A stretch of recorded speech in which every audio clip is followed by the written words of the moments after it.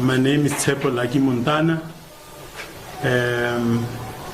I know that when people write, they say the former CEO, and I haven't been a CEO for 10 years, but I'm still a former. So thanks very much for coming to this press briefing. And let me just indicate, let me open my presentation. I think we'll load it an hour after, because I just made some other changes just a few minutes ago. So I'll just post it on Twitter for you to have access to it.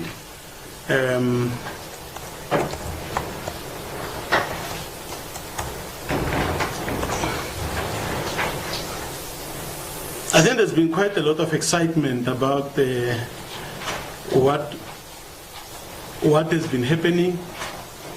My decision to lay a charge against the commissioner of SARS, I think that was last week, Monday. I think that was on the 6th, if I remember well.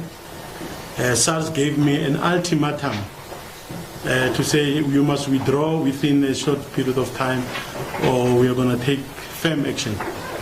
I'm still opening, so don't panic.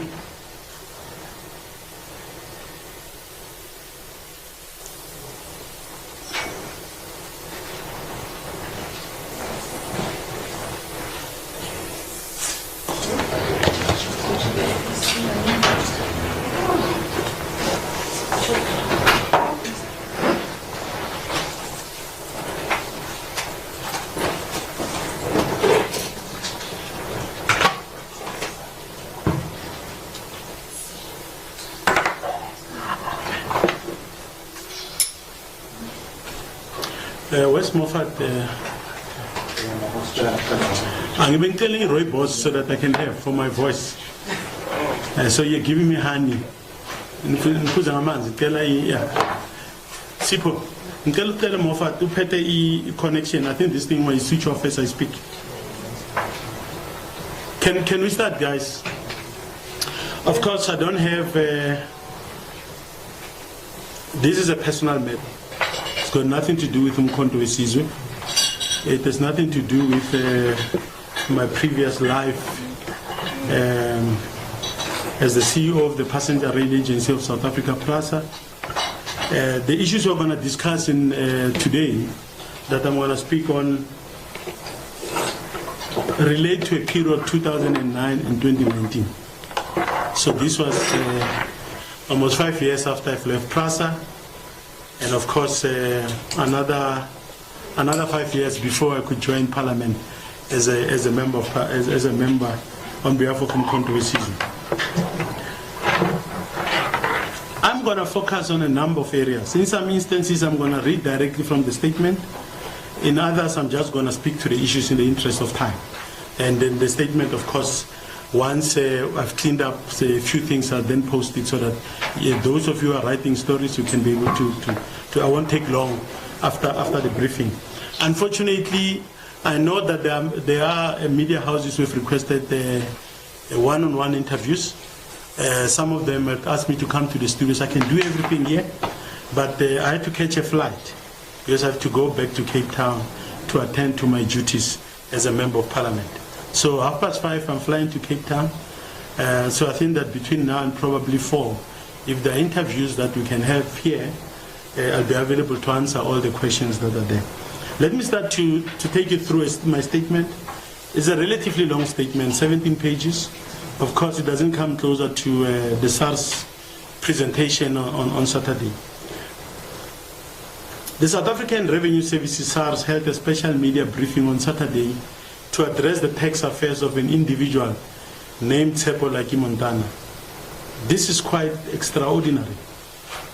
Why would the Commissioner of SARS go to such great lengths to authorize the organization he leads to convene a media briefing to address the tax affairs of an individual taxpayer? Why is the Commissioner of SARS and his team panicking so much? I intend to answer this question to the satisfaction of all South Africans, including those, because I've been listening on Twitter, on radio, a debate on this. And I didn't realize that I'm probably second to President Zuma. When your name is mentioned, it generates so much excitement and passion. So I want to address these issues to the satisfaction of all South Africans, including those who hate me with such a passion. You know, I was listening on radio this morning. I listened to Power FM, and I listened to TT. He's a journalist who's already made up his mind. He listened to SARS like he owes 55 million. And he goes on studio. He hasn't heard me. He knows that I'm coming to speak here. And his colleague on studio to say, no, but hang on. It's like he's not speaking. So I'm hoping, guys, that as I share with you my story, you may not agree with me, but I thought that we were going to be professional about this so that we report on what I'm saying and allow South Africans to judge for themselves. We can't have a situation where people prejudge as it were. I'm here addressing the nation not because I have a case to answer. I'm not on trial. SARS knows that it is the rotten and criminal system they run which is on trial today, not me. I'm at peace with myself, and I know that I do not owe SARS a cent, and I want to repeat that. I do not owe SARS a cent. Some may ask, why risk everything by taking on the mighty SARS? There is no doubt that SARS is a powerful institution and a formidable opponent to take on. If you look at the network of attorneys that represent SARS in court, just so powerful. As they say, it is not easy to take on a whale in the ocean. However, I'm not afraid to take on the challenge. I think the universe wants me to do this. This is not about me. This is about the citizens of South Africa who had lost their houses, their vehicles, and other assets they have built over the years. They've worked so very hard for. And these are taken away from them by SARS at the stroke of a pen. As difficult as it is to fight the crocodile in the river, but nature is full of examples where David had defeated Goliath. Commissioner Kees Vetter is a worried man because after today, the eyes of the taxpayer is being opened. We are laying the ground for destroying an evil system which exploits you and I. Taking the lyrics from one of Bob Marley's songs, we'll fight the current corrupt system until SARS until it is totally discredited and permanently abandoned. I feel honored that God and the universe had given me such a noble assignment. I'm prepared to lose everything to ensure we change the very roots of our own exploitation.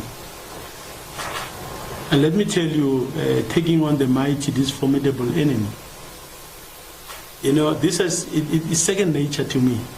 I come from a family who was brought up by a grandmother. My grandmother, every time you come back home and you had a fist fight in the township and you were beaten, let's say you lost the fight and you come crying, she will not allow you into the house.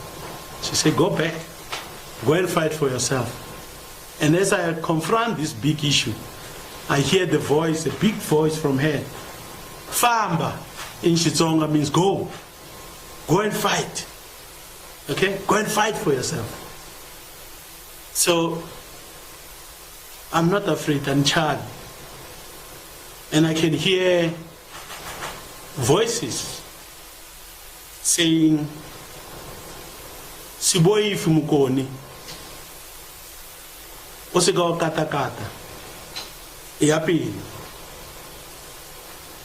So we are not here. I'm not even here to deal with what SARS raised on Saturday in a press conference. I think many of you have seen what SARS did on Saturday.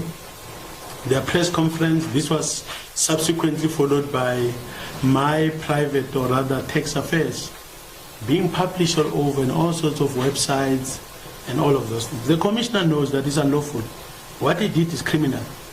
And there's a price to pay for that. SARS used the special media briefing on Saturday to drive a number of hidden messages. Key to this is that Lucky Montana must be put in his place once and for all. South Africans would recall that in the very recent past, The SARS commissioner vehemently opposed the publication or release of the tax information of President Zuma. He said this was totally wrong, it was undesirable. What has changed that he's so determined to release my tax affairs for the whole world to see? Edward Kieswetter and his team are in a state of panic, and I'll tell you why they're panicking. It is important that I start my briefing by addressing these hidden messages that they were trying to convey at the press conference before I go to the details on these tax issues. The first hidden message was to present me as a rogue, someone who fails to meet his tax obligations to the country, and could not even be found at his home address. This is a story of a man whom South Africans should not trust. You remember that we couldn't find him anywhere when we were looking for him. And I'll get into that. The second hidden message was to present SARS as in a positive light, suggesting that Lucky Montana has been given such ample time by SARS, but he kept on employing delaying tactics and shifting the goalposts. He asked for extensions, but failed to meet his own deadlines. SARS is the reasonable one in this particular fight. The third hidden message is aimed at those South Africans who want to challenge SARS and follow the example set by Lucky Montana. SARS is saying Lucky Montana is a bad example. If you follow his path, there will be dire consequences for you. Of course, the white network running SARS was very cunning on Saturday, selecting a black man among the SARS team to present their message. It was important that the stance taken by SARS is not seen as a white man attacking a black man. And the black man they chose, who is Sipiti Sibeko, spoke great English and was willing to prove to the white network controlling SARS how dependable he is. What a performance by this guy, Sipiti Sibeko.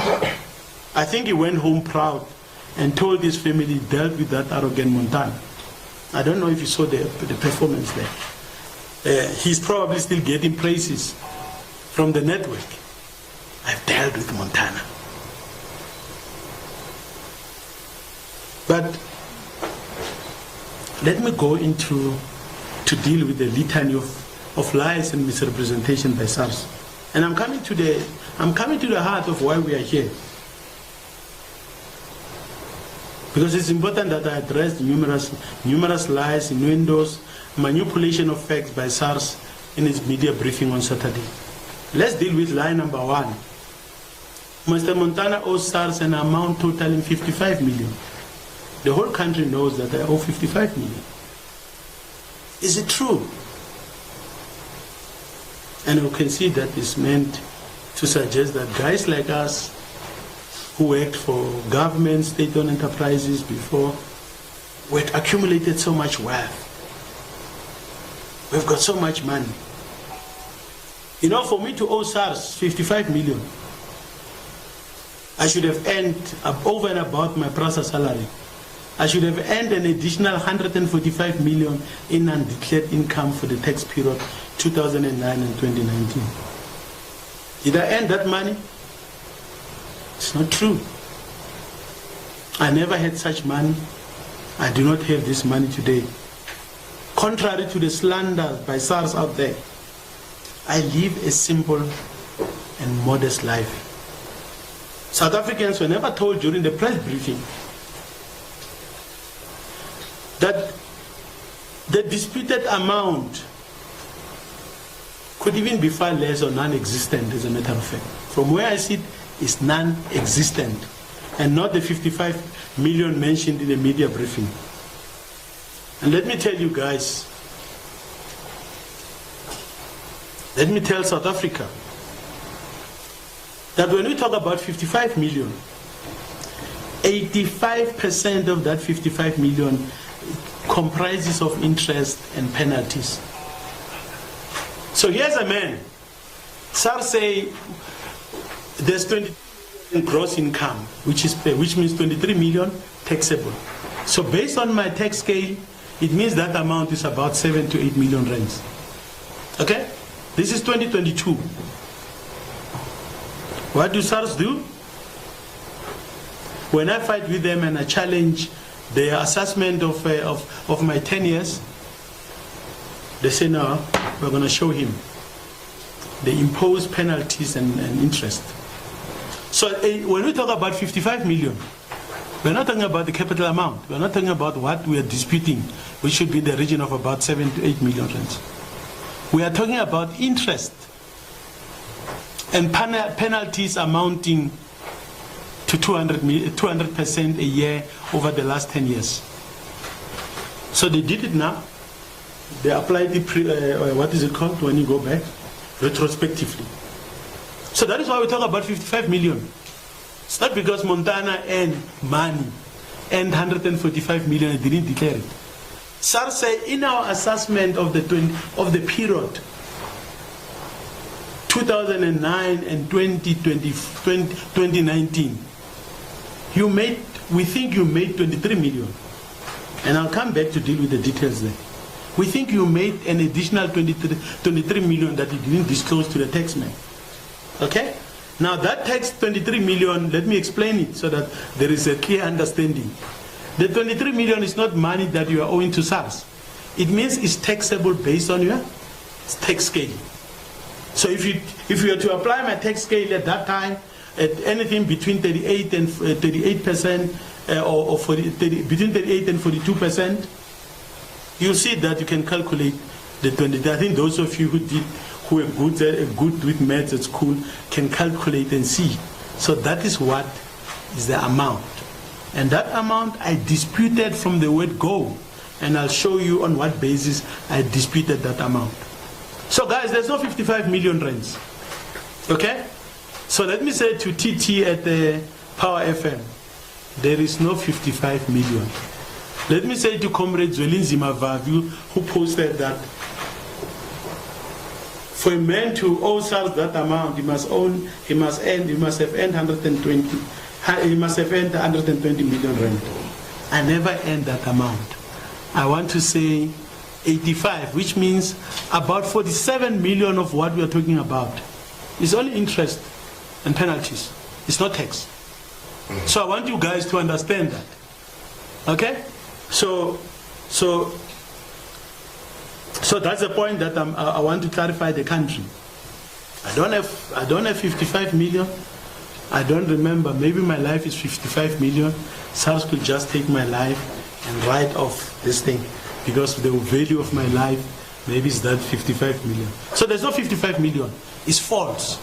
It's penalties when we fight and dispute what SARS has put forward. When we dispute the 23 million gross amount. And again, I want to repeat because I think you guys, it's very important. The 23 million gross income is not the tax that you are owing. It's the amount that is taxable. You see, the past 5 years I've actually become a tax expert because I had to deal with these things. It's taxable, owing, those kind of things. So the 23 million is a taxable amount. It's gross income. And I challenged and I rejected it at that time in 2021 and 2022. I still haven't come to the real issue. I'm still telling you that for SARS to tell the country that Montana owes 55 million and doesn't tell South Africans that we think this man owes us about 8 million. But over and above the 8 million, we've imposed penalties, we've imposed interest that took their money to 55 million. But just imagine, I'll tell you that even Abo Mashonis in the streets, they don't charge those rates. Mashonis who take bank cards from our parents, they don't charge the penalties that SARS imposes. It's so unreasonable. And I think this is insane. And I think the commissioner of SARS should be ashamed of himself that they're doing that to ordinary South Africans. Forget about Lucky Montana. Ordinary South Africans are subjected to this thing. But I'm going to deal with the process how they do these kind of things. SARS has incorrectly assessed my tax liability, leading to a gross inflated tax debt, which I've rejected. And this is due to errors in the respondents in SARS accounting treatment of various transactions, calculations, misinterpretation of tax laws, and other factors. And again, I'm saying in the statement, the taxable income of 23 million in 2020 or 2020 has in a matter of 2 years grown to become an outstanding debt of 55 million. South Africans should be able to see that there's something amiss, clearly going beyond the legal requirements of tax administration. The tax laws of the Republic are intended to get individuals like me and corporate entities to meet their tax obligation, something which I accept without any condition. I know that as a person, if I've got income for the country to build hospitals, to build roads, to deliver infrastructure, all of us must meet our obligations. But I'm being presented as a rogue who doesn't want because I happen to challenge the mighty SARS. It is not the intention or objective of our tax laws to destroy individual taxpayers for other purposes than tax requirements. Let me repeat that. It is not the intention or objective of our tax laws. Those who drafted these laws, both in the Constitution and the different laws, didn't intend to destroy individuals and to target them in the way that SARS is doing. So that is line number one. I want to put this thing about 55 million, and I want some excited people out there.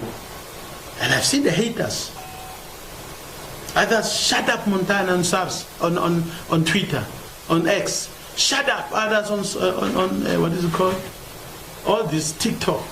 Montana must shut up and just pay. He has the money. But I also want to take this opportunity to salute many South Africans. You know, there are many people who are going through this. I realize that we can actually have a massive class action on this thing. Many people have sent me ideas. There are tax lawyers who have actually sent me advice. Others say we'll consult for you for free, because we've seen many of our own clients being destroyed through this system that we're dealing with. So I want to thank many of them.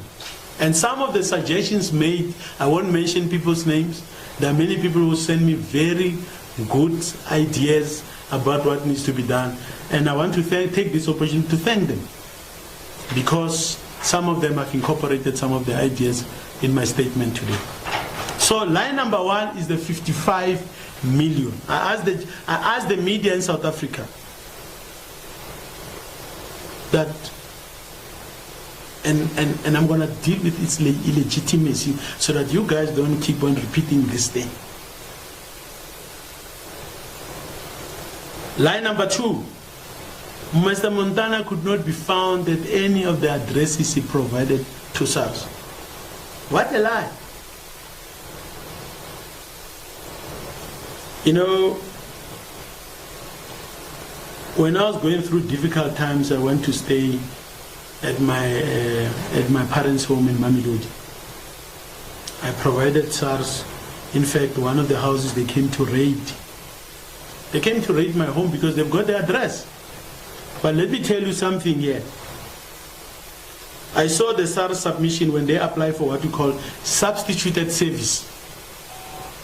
I think many of you know the substituted service. When you can't find someone where they are, you ask the court that want to serve through email. SARS appointed a professional to track me, and this professional submitted to track my residence. I hope it's not what I'm thinking it was. And this person submit and say, Mr. Montana's home, and he gives my address in Waterkloof. I won't mention the address, but I will give the ERF number, because finding an ERF number is a bit of effort, isn't it? ERF 1242 Waterkloof in Pretoria. And this professional, and SARS included in the application. Let me tell you about this property. I sold it in 2013. So these guys who said they're the best run institution in the country, okay, who give me a tax bill that includes a capital gains on the property I sold 10 years ago. They go to court and say, we can't find him. Not where I'm staying in 2022, but because they're using an address where I used to stay. It's there. I hope, but they wouldn't tell you. They can't tell you this thing because I'm a rogue who they don't even know where I live in the country. I mean, even on that property, one of the disputed amounts, the capital gains tax, they put in their schedule on fixed property, and they said I must pay them 106,560 around that amount.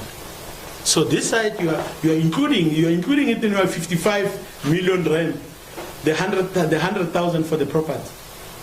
Yet you say he doesn't. We're looking for him in that property. I sold it 10 years ago. How stupid can you be?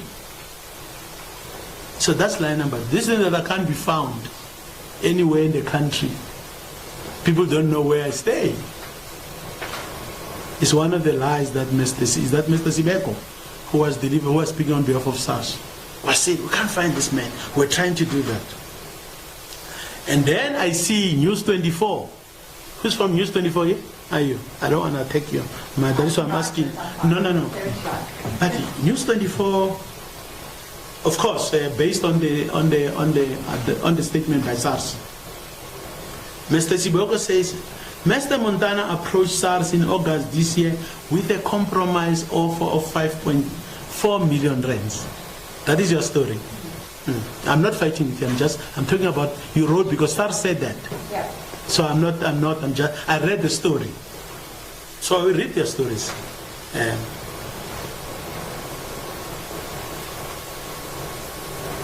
So let me put the facts. Because somebody say, oh, Mr. Montana owes 55 million and he goes behind our back to try and strike a deal. Isn't it? He says he rejects, but he's asking for a deal. Let me give you the facts. I never approached SARS with an offer. SARS sent me a letter of demand on 1st August 2025. In the same letter, SARS outlines and offers various remedies available to me as a taxpayer. Okay? So they didn't tell you at the press conference. They only go to 55 million. So they said there are remedies for you. On 8th August, my attorney responded stating the following. This letter is, and I quote, this letter is a formal response to a letter of final demand. It seeks to exercise our client's rights by applying for the remedies made available to him as outlined in your letter of final demand. Were you told that? When you wrote your story, did you know that? I didn't write. You didn't, no, but I'm just saying. I imagine. So someone who writes this story, they're going to say, like he offered SARS, if they don't know that there's a letter of demand. And in that letter of demand, I'm offered remedies. I didn't go to SARS. I didn't one day woke up and say, I'm going to SARS. I'm going to SARS and ask for that. I never asked for that. I don't even want to ask for it. But I don't think SARS expected me to respond to that. They thought it's one of those administrative things. And I took it in great stride to say, hey, guys, because when we discuss with the lawyers, we say, hey, maybe find a settlement on this thing. Okay? Try to find a way around it. So we then went through the remedies, and I want to take you the logic of 5.5 million, how we come to that. So on the 8th, we responded. In the same letter, my attorney states the following, and I want to read this to you. And I quote, we remind the commissioner that our client never failed to pay the tax debt for 1 or more years. Our client filed his objection to the tax assessment under Section 104 of the Tax Administration Act. And they say this remains unresolved. The matter between SARS and the taxpayer is before court. SARS cannot demand payment on amounts that are in dispute between itself and the taxpayer. Okay? So Montana didn't go behind the back and say, please, I want the deal. That's telling that story. Okay? My attorneys further said it is essential to reiterate the nature and scope of the dispute between SARS and our client. SARS had concluded in its assessment of the 2009-2019 tax years that there was gross income of approximately 23 million, which our client failed to declare. In its objection, our client stated that the amount demanded by SARS had been overstated, miscalculated, or that the technical treatment of the various transactions was inaccurate. And I'm going to go into that later. I'm still dealing with the letters. The letter states that and I quote, our client is of the firm view that had he been given a fair opportunity to challenge the SARS findings or his objection been given serious consideration, the taxable amount would have been below 5 million. Note that, the taxable amount would have been below 5 million and not the overinflated gross income of 23 million mentioned in the SARS tax assessment. Can you see where the 5 million comes from? Because we believe that the amount, not that I owe 5 million, but in my calculation, and I'll explain that. And let me read, and that's where these guys extrapolated something. My attorney concludes the letter by stating the following, and I want to read it, and I want to quote all the details. And they say, to this end, our client proposes a settlement agreement with SARS based on the following terms. 1, a full and final settlement of 5 the full amount is there, 5,400,641. SARS recognizes as initial, and that SARS recognizes as initial payment to the settlement agreement 2 payments of 971,641.74 cents and 350,000. Totaling 1.4 million rands already paid by our client in 2021 from the proceeds of the sale of his property in Saxon World. And I say the letter says no capital gains was payable from the sale of this property. So you can see I've already paid. So this rogue guy who doesn't want to pay tax, okay, he goes and pays 970,000. He comes and pays 300. So that's what we're mentioning here. Okay, I didn't go behind. And then we say, and then we move further to say, the taxpayer agrees to withdraw any legal action intended future action against SARS related to the 2009-20,000 tax assessment. And then we say SARS to clear the taxpayer's name from the credit bureau as soon as the settlement amount is fully settled. And then the letter concludes that our client's rights remain reserved in total. So it's a lie that I went to SARS to ask for the thing. We are responding to the letter. Those of us who did struggle accounting, I hope that better people who understand the numbers, but that detail the numbers here. How we come to that 5.4, to that, and I'll clarify as we proceed with this thing. So I'm saying it is therefore false that I approach SARS with a compromise offer consistent with SARS' unethical conduct. This misrepresentation affects the people of South Africa. Line number 4. We are going through them. We are not going to run away from this thing. If it means I miss my flight, that's what is going to happen. But I want to go through the lies so that they are not repeated out there so easily. Line number 4, the spokesperson, Mr. Sibeko. Sure. Did you see the action? Did you see the movie? Well, I grew up in Mamelodi. In Mamelodi, we don't say it's a movie. Hey, we want a bioscope, my bro. We want a bioscope. We want a bioscope on Saturday. This guy say, yeah, but Mr. Montana no longer have any option to on the rescission of the civil judgment.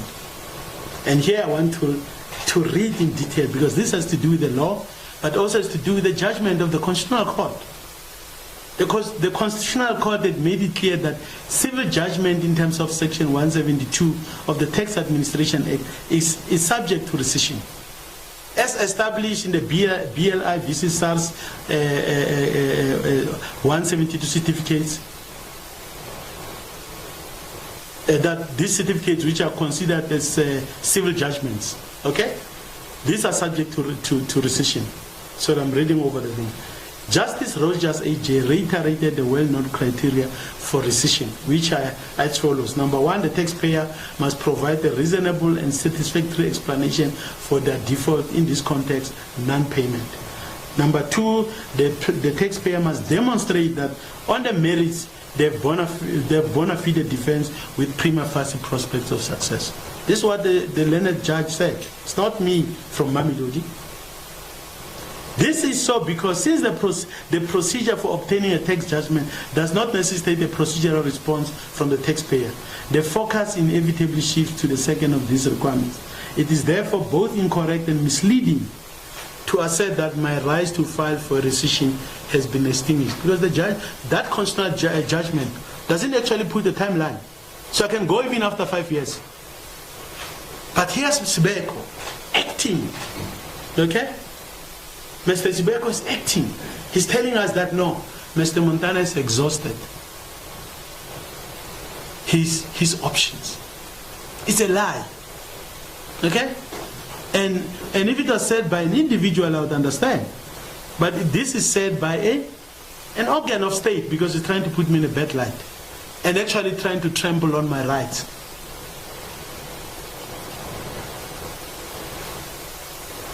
But let me make this very clear.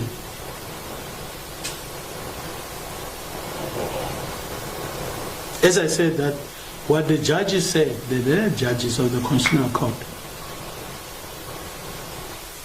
they stipulate that the taxpayer must provide a reasonable and satisfactory explanation for the default in payment and show that they have a bona fide defense with prima facie prospects of both of which are available to me. Unless it says 3 months, 6 months, no, they didn't say that. Okay? So the Constitutional Court didn't put even timelines on that. And I heard Mr. Sibeko speaking with so much confidence. But I realized that here's a man who's speaking because he kept on saying the documents say. So he didn't have personal knowledge of what he was talking about. But he was pleasing the network that controls us. The arrogance is beyond me. He says, no, he doesn't have, it has expired. But let me tell you, the evaluation of the rescission application and whether it makes a bona fide case lies not with SARS, but with the courts. So the judge will tell me, Mr. Montana, this thing is nonsense. It's not for SARS. And here's a man, a spokesperson for SARS, who put himself, who wants to become so important. He wants to even dictate what are the legal rights that are available to me. So let me summarize my objection to SARS, so that there's no doubt that, because I've heard some people say, hey, can't like he park this thing and let it go. So if I let it go, where do I get 55 million? I hope a rich man can say, let it go, I'll pay your 55 million, the 85% of which is interest and penalties. That is why the commissioner of SARS didn't go to the press conference, isn't it? Because I lay a case against him. I laid a case against, I think, Ms. Ilse Pires. They didn't go to the press conference because they know, and I'm still coming to what is the issue here. What is the fight all about? Because if the country doesn't understand that, many of our people are going to be exploited and subjected to the kind of abuse that we are seeing. So I want to make myself a sacrifice. I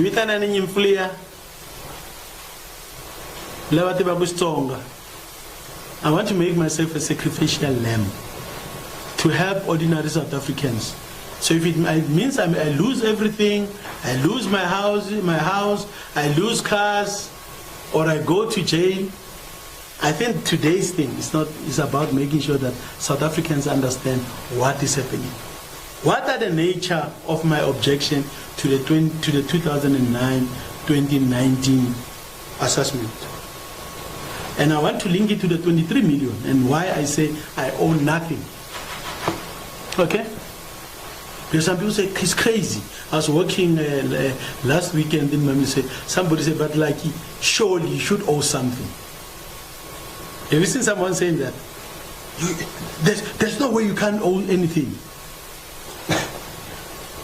I don't owe anything, guys. I don't owe SARS a cent. And the commissioner knows that in my letters I said that. Let me indicate what is the issue. And I want at the back of your mind to keep the 23 million rand in the thing. How I started demolishing that 23 million.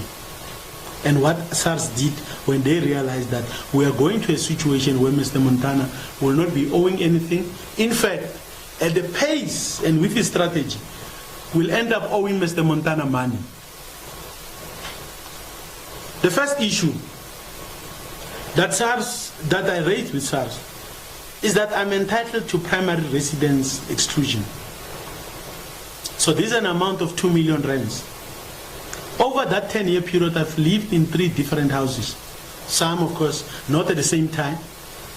stayed here 2 years or 3 years, sold, it was my primary residence. So SARS must give me what you call a primary residence exclusion and of an amount of 2 million. Now in that 10 years, I mentioned 3 houses. So if you take your 23 million, you apply that, you already minus 6 million, isn't it? Let's start there. If you grant me the primary residence exclusion, there's 6 million rents involved. Okay? So minus 23 million, 6 million from 23 million. That's the first issue. The second issue is that SARS, and this I've written about many times, SARS had an inaccurate treatment of transaction related to vehicles that I've owned in that period. Not in one year, not at the same time, during that entire period. When you buy a car, you sell it. And let me tell you, I never bought a car in this country for cash. I never had cash to buy a car. I had to apply, like every South African, I had to apply for a loan.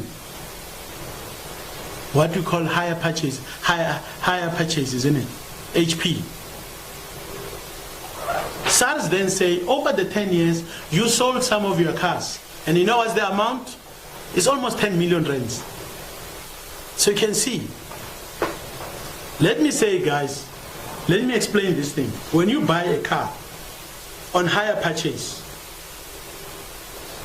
you buy it, you pay installment, but when you decide to sell the car, what do? You take it to a dealership, isn't it?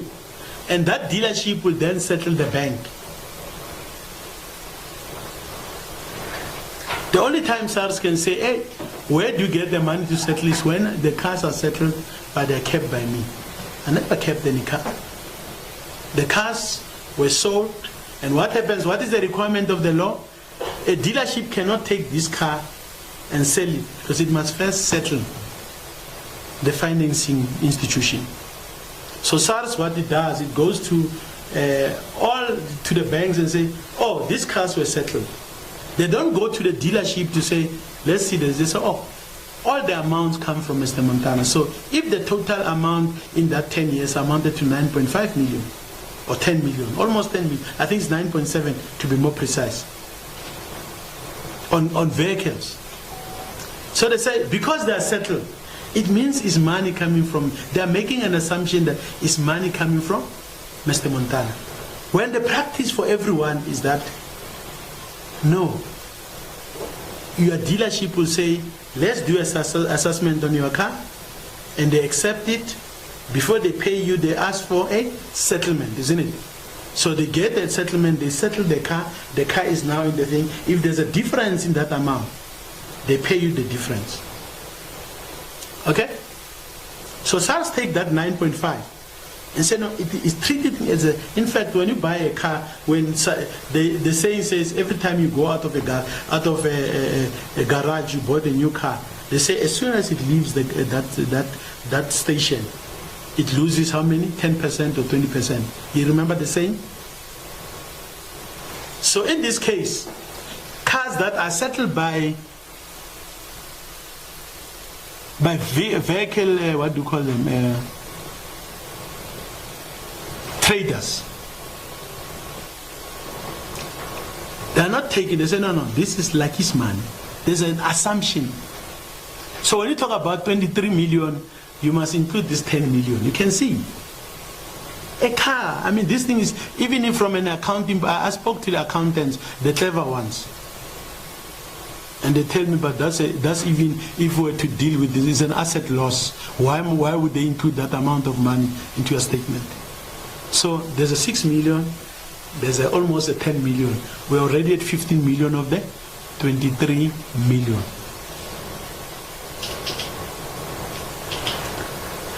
Then I sell a house in Parkwood in Johannesburg for 6.8, and I dealt with this at length at the State Capture Commission. The money is used to settle the bond that I had, and another money I pay a deposit into another property.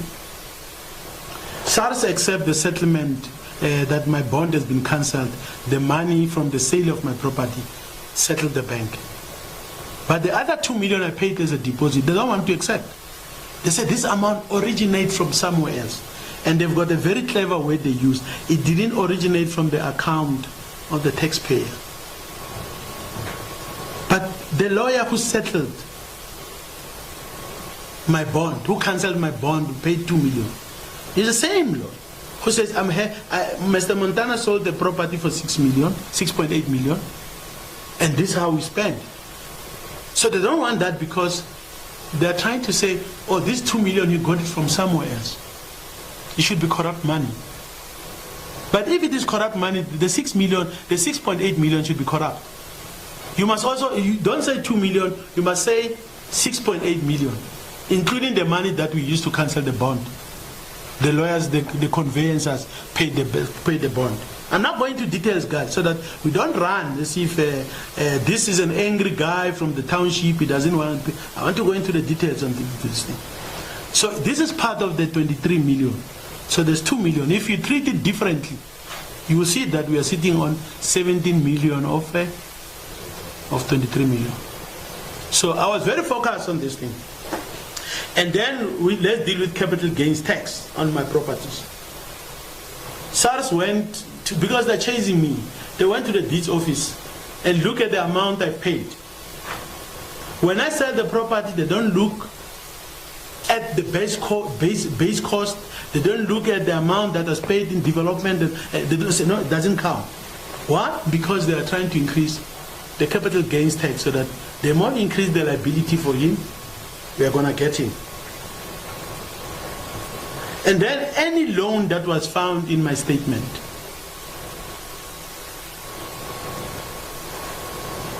any loan in my bank statements was not converted and say it is income. That's about 5 million.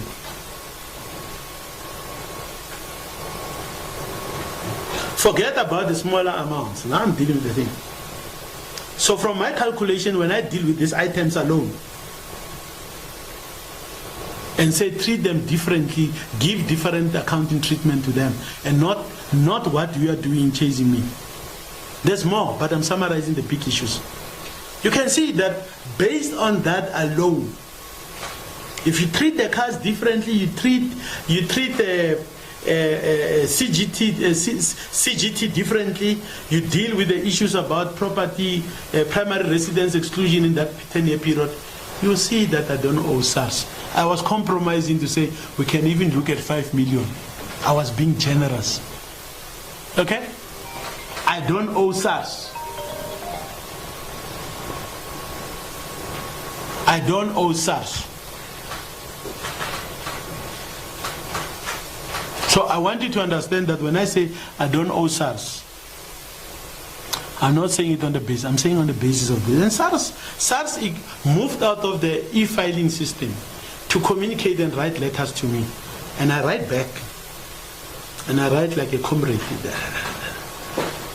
We, the people, I'm talking about myself, but I say we, the people, are not. I write to them.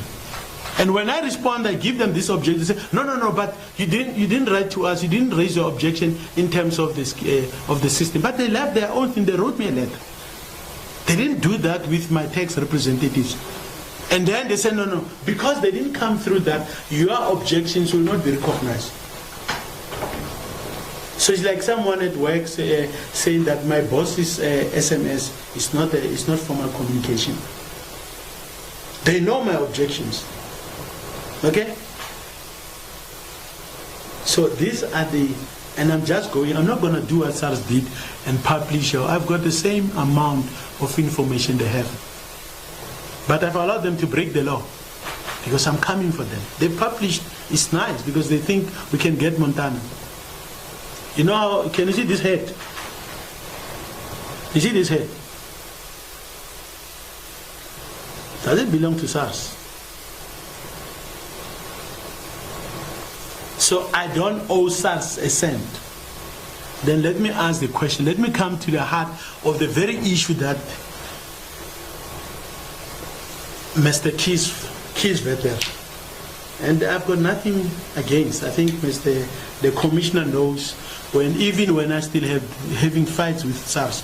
When I see him in parliament, I greet and respect him because that's how I was brought up. And I'm not fighting with him personally, but in court, there's no matter between SARS and there's the commissioner of SARS versus Mr. Montana. Okay? So you can't expect me to take someone to court. When the people who are trying to liquidate or sequestrate me is the commissioner of SARS. So why are we here?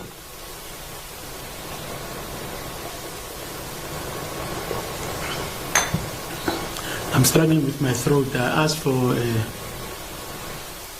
at least rooibos with honey. The honey came on its own, and then it has since disappeared, and there's nothing. I think if there's someone who can ask for me, is Moffat, please, my brother, if they can do that. I'm struggling with my throat. I won't take long. Eh?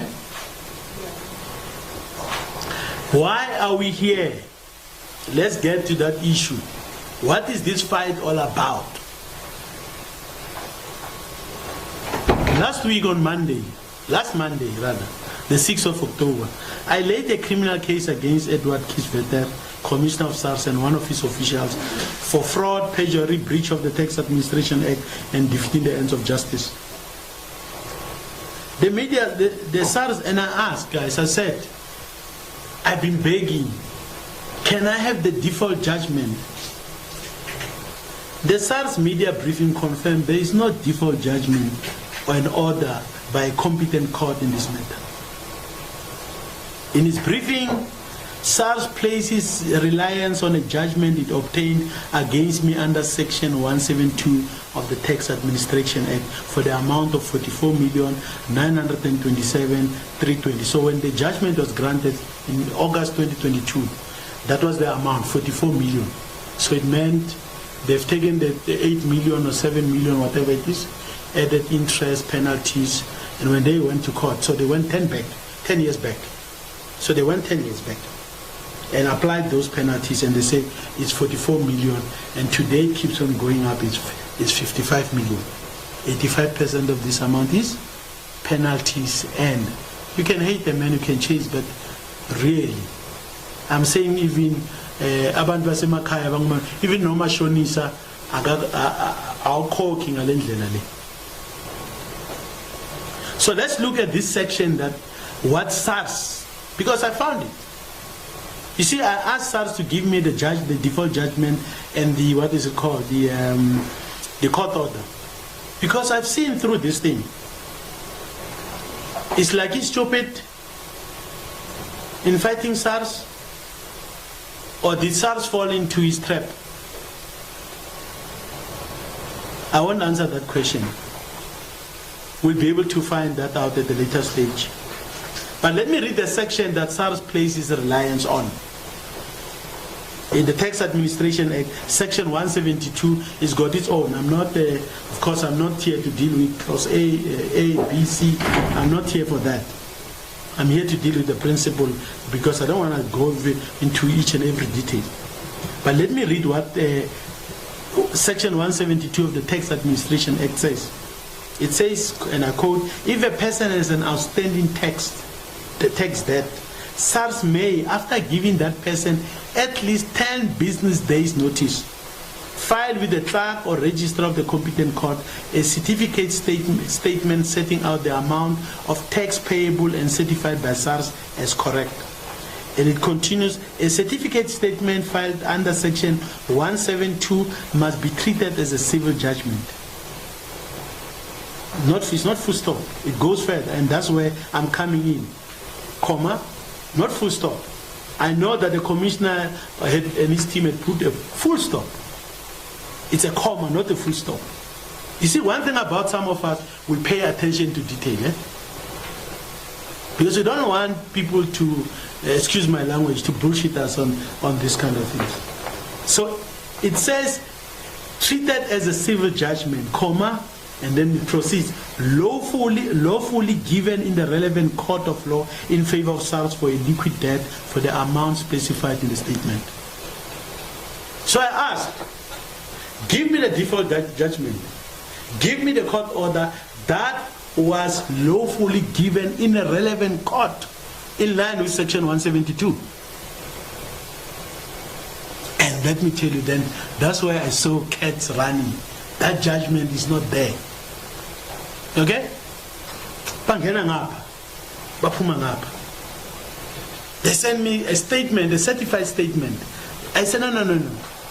I hear it. I've seen the certified statement. I'm asking for a judgment of a, as the law says, of a relevant court. So let me deal with two fundamental issues in this thing. So I've quoted the law. It's not something that I created in Tsakani, in Mamelodi, where I come from. This thing is the law. It was written even before I joined Parliament. So let me tell you what it means, why I'm taking up issues with that. When SARS raided my house, and let me tell you, SARS raided my house twice, guys. The first one, I was still living in Saxon World, closer to the Guptas. I see Heidi is getting agitated. I never had any carry there. I've never been there, they've never been to my house, but we're close, very close to each other. So I had my house there. SARS came one morning. You know what they did? I was taking a shower. I had one of my security guys outside. They literally broke into my house. Broke the door, broke the gate, came in kicking doors, and I was inside. I was actually taking a shower. I could hear commotion. I came out there, and I found this guy. I say, hey, what the hell is happening here? Then I find an old man from, what is it called? The sheriff of the court. He says, no, we are brought here by these guys referring to the SARS. They were so arrogant. I had to carry the old man against the wall and say, what the hell are you doing inside my house? Fortunately, I didn't have an axe. I didn't have anything because I would have treated that as an attack. So when I mentioned it in court papers, I heard them saying, oh, Montana said things about us that the court strike out. They put the strike out clause. And my lawyers asked me, should we fight? I said, no, it's not relevant. We're putting it on record. SARS broke into my house in Saxon World. Okay? I didn't want to leave the big issue here and focus on that. I said, oppose the real issue. Don't deal with it. I just wanted to put it on record. Whether they strike it out, it's irrelevant. Then SARS went to my house in Waterkloof. And they found that this house is derelict, it's not. Then they proceeded to the house, to my family home in Mamelodi. Let me tell you, I was in Durban, I got a call. It was SARS, it was the sheriff, and it was a special unit of the police. I hope it's not one of those that General Mkonas is talking about. So here's a tax matter, a civil matter. Why do you mobilize the whole army? Because you want to show the whole of Mamelodi that this neighbor of yours that you think he's a man of integrity, he lacks integrity. He's a criminal for a tax judgment. And let me tell you, and I agree with my friend Machela Koko, I think he asked a question on Twitter. Is owing SARS a criminal offense? It's not a criminal offense. Unless if SARS, of course, can prove that law, but this one is involved in criminality, in illicit trade. But owing SARS is not in itself. So they broke into my house. And they did all sorts of terrible things because they're pursuing me. Doesn't start last week because I laid a case. But let's go to two issues because I've out of the clause from the Tax Administration Act. The first one, SARS said, we've given Mr. Montana a notice before we filed the certified statement. It is not true. At the time, and let me explain this so that you guys understand. I had appointed, when we had this dispute with SARS, we then agreed that, I then said, okay, let's appoint a tax practitioner who will go into detail on this thing. And I appointed a company, and this guy then did tremendous work. But he asked for time. He said, guys, give me time. And he was starting to do work. He said, okay, And they asked me, SARS said, no, we'll recognize you if you sign what we call, Mr. Montana signs what power of attorney. I signed a power of attorney. And SARS provided the guy with all the information. And he started working, but he was asking for authority to say, but you guys have gone 10 years back. You remember this fight starts when they say I owe them 1.8 in 2018, 2019. I solved it. They say, oh, not because you intend to pay this one. We're going to go 10 years. That's what happened here. So I was owing 1.9, 1.8 with interest and penalties. And then suddenly out of the blue, they want to go 10 years back. And they did go 10 years back. And then that is why we are sitting with the so-called 55 million rands, with 85% being interest and penalties.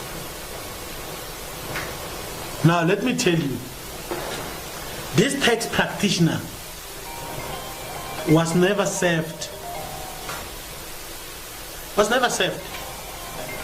with papers. He was never served with a notice in line with what is it called? In line with Section 172. Providers. SARS must say, we based on what we have, that he's your man on taxes, we've provided him with this. And let me tell you, the man is on record, has given me a sworn statement that no, I stopped after I heard that there's a default judgment against you. So technically, the law says tax debt, that if a person has an outstanding tax debt, SARS may, after giving that person at least 10 business days notice. I was never given. And what is the route for giving me that notice? It's through the person that had given the power of attorney. They never gave it to him.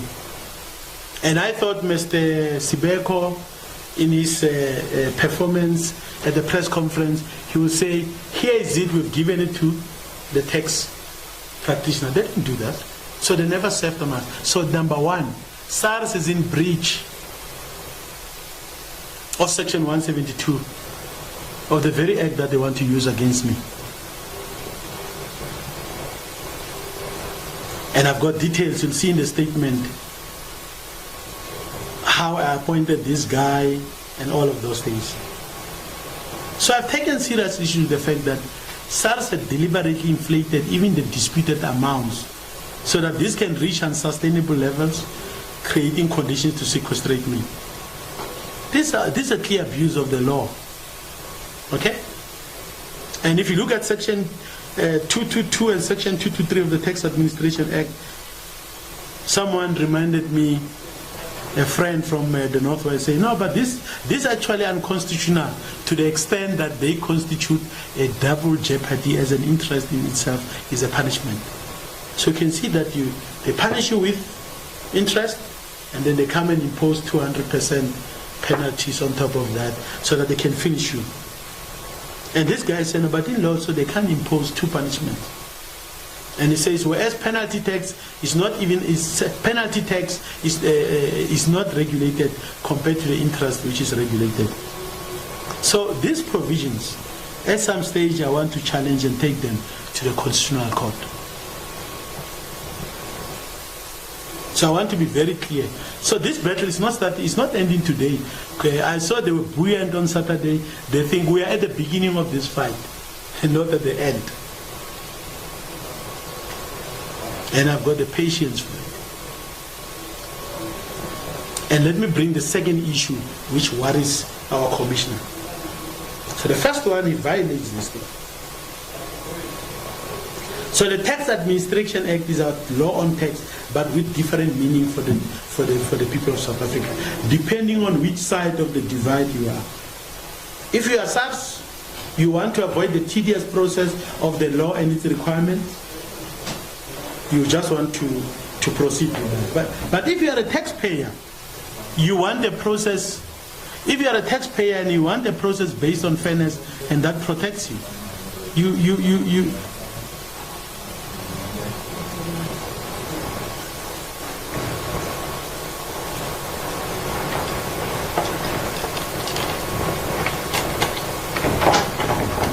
But currently we have, and let me explain, I use the word we have a booty scheme, okay?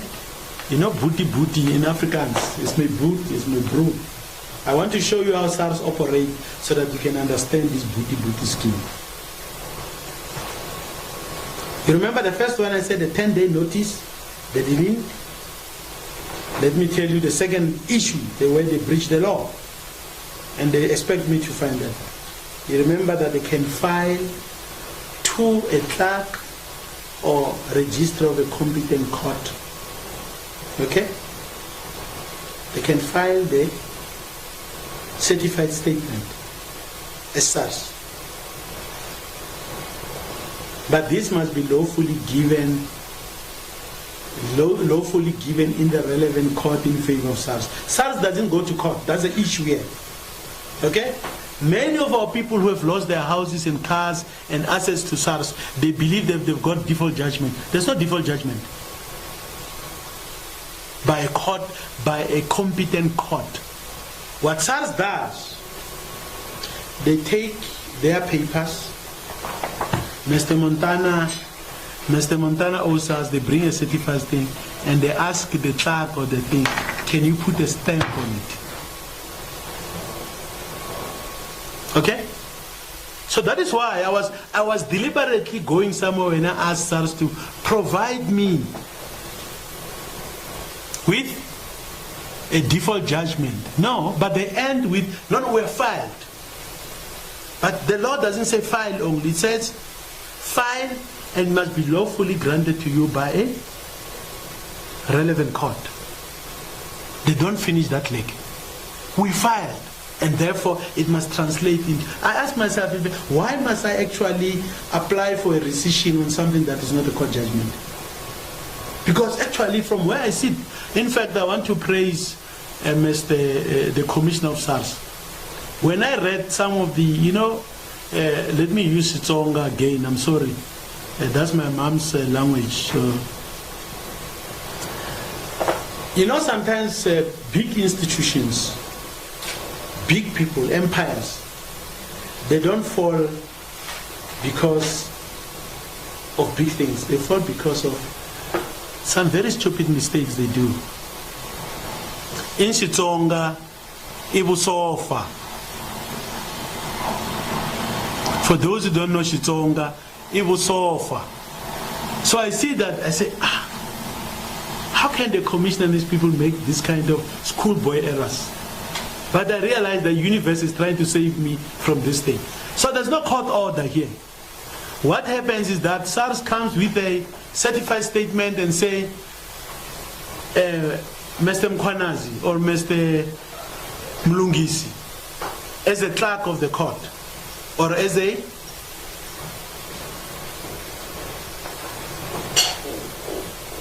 registrar, please put a stamp on this thing.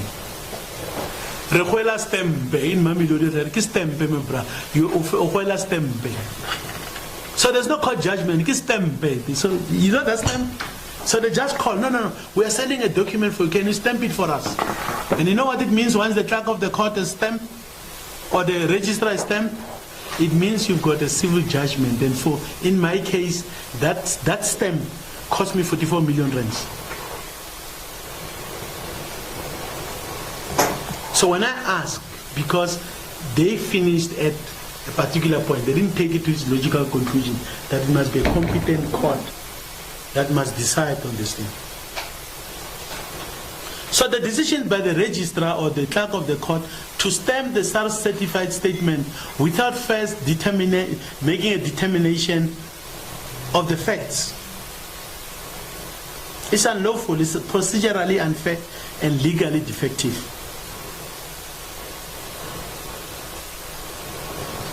Because the clerk is not a relevant court, as the law says. The registrar is not a court.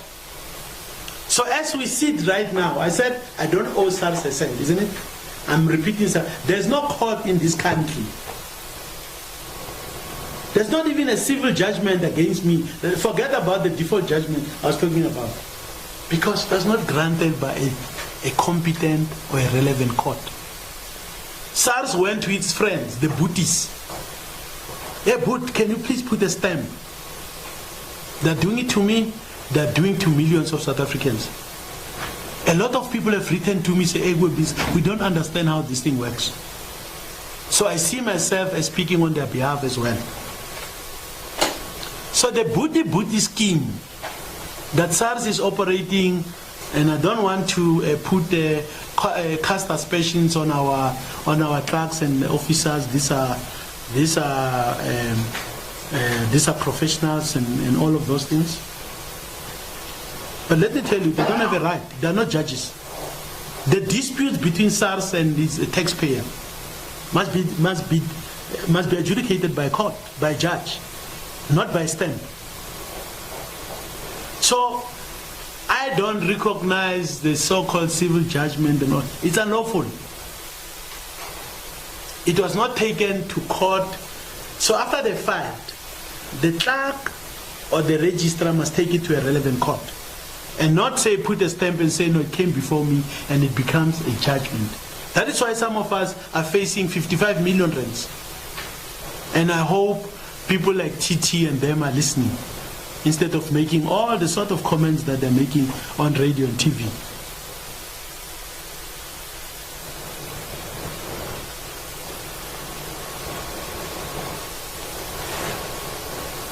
So the law says lawfully given in the relevant court in favor of SARS. So there's no court that found that. So this guy say you must apply for rescission. I'm asking myself, but there's no judgment by a relevant court. What is the rescission for?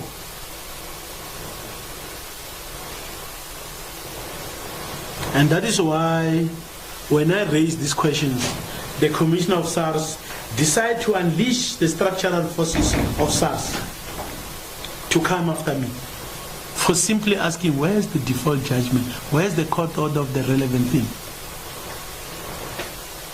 I think even people who don't like me, they can see that this is an injustice of the highest order.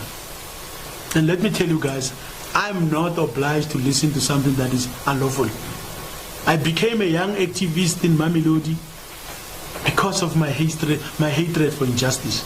And I'm not going to allow at this age to be treated so badly. So these civil judgments that are based on stamp, and I want to mobilize South Africans. I'll get a lawyer. We go for civil claims. I'm going to go for civil claim, and this I'm dealing with in my conclusion now. Civil claims against SARS. Because they'll see, they must ask, give me which court? There's not such a court. It's a booty scheme. Hey, boot, I'll bring you a Coke, I'll drop you lunch. Can you put a stamp onto that document? That's a system we are subjected to in this country. And many of you praise SARS as the most competent, it has collected. Guys who are missing the point. I think I must resign from Parliament just to assist people to fight SARS. Because this is unlawful. Totally unlawful. Well, I won't go into, I'm going to jump this section where I deal with the timelines, because SARS told you last week on Saturday, say, oh, we've done 1, 2, 3, 4, 5. As if Mr. Montana, and they said, we couldn't find, he didn't respond. I'm putting it, I put a section, timelines in the legal process, but you'll read it for yourself when you receive, because I don't want to waste your time. It's there. Okay? All the details and why we had to that thing. Before I conclude, I want to deal with two things. And the first one you'll see, I ask how SARS became a law unto itself. And this has to do with politics. You see, guys like Edward Kieswetter think that they are even about God. Why is SARS doing these things? Because SARS was emboldened by the findings of the Nugent Commission and the State Capture Commission. Okay? That's what has happened. And if you read volume 3 of the Zondo Commission, you read the Nugent Commission, and I'm going to leave it to the journalists to read, but I'm telling the story there, why SARS is doing the sort of things. Because it has become a law unto itself. No one will hold us accountable. We've got powerful lawyers. The universe picked a young man from Mamelodi and say, this is an issue that is troubling our people. So,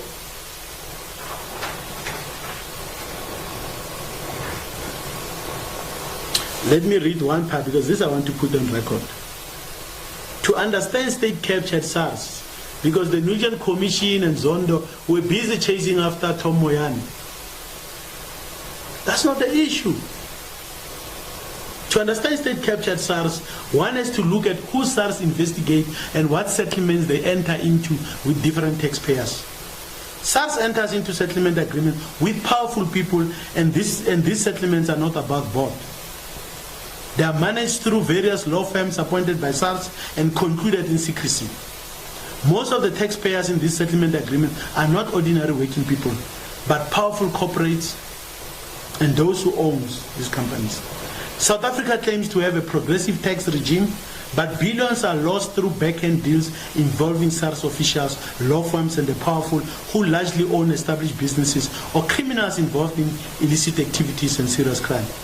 I don't want to mention names, but you remember when I was at the Zondo Commission, I asked Justice Zondo, can you summon or subpoena the accounts of various individuals and accounts?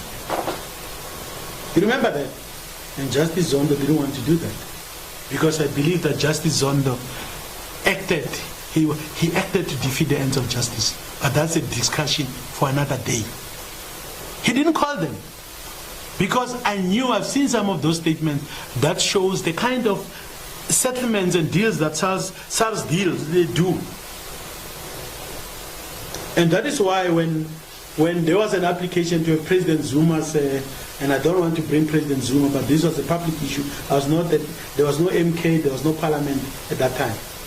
Remember, there was an application, people said President Zuma's tax affairs must be made public. Who fought against that? It was the commissioner of SARS. But he was not fighting because he was protecting Zuma. He wanted to avoid that because he knew that if we start doing that, then this network is going to be exposed. I think Parliament is not doing enough, in my view, to hold SARS accountable. I think settlements that SARS makes must be published, so that we'll be able to, and the standing committee in Parliament should be able to go into that in detail. And that's when you're going to see who SARS works for, who it says. I don't want to go into details. And let me say, if the State Capture Commission had investigated SARS and not what they were doing, and not pursue individuals, it would have found that the country was sitting with a huge problem. Justice Zondo would have realized that the Nugent Commission on SARS should have recommended far-reaching institutional reforms to the governance of the tax system. It would have even recommended that those behind the SARS rogue unit must be held accountable. So we are paying the price for those shortcuts. And I believe that there should be effective parliamentary oversight, particularly on the settlements, because that's where the criminality is. Now, in conclusion, what's the way forward? What am I going to do as Mr. Montana? I'm going to do 5 things, 5 specific actions. Like I said, that we're not at the end, we're at the beginning of this fight. And somebody's going to get hurt. And let me tell you, the universe is telling me that I'm not the one who's going to get hurt out of this thing. So 5 things that I'm going to do. The first one, I'm going to pursue the criminal case against Edward Kisweta and Ilse Pires for the misrepresentation, perjury, fraud, and abuse of power. You remember SARS wrote me a letter last week to say I must withdraw all of those things. I sent them a letter, I refused.